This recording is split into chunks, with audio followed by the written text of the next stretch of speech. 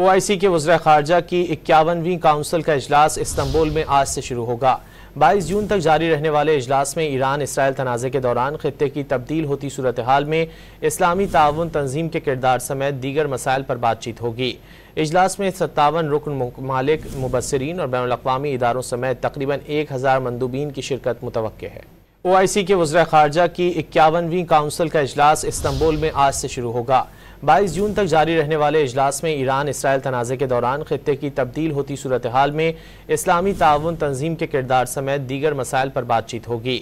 اجلاس میں 57 رکن ممالک، مبصرین اور بین الاقوامی اداروں سمیت تقریباً 1000 مندوبین کی شرکت متوقع ہے۔ OIC کے وزراء خارجہ کی 51ویں کونسل کا اجلاس استنبول میں آج سے شروع ہوگا۔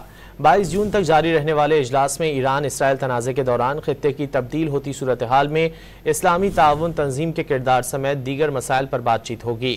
اجلاس میں 57 رکن ممالک، مبصرین اور بین الاقوامی اداروں سمیت تقریباً 1000 مندوبین کی شرکت متوقع ہے۔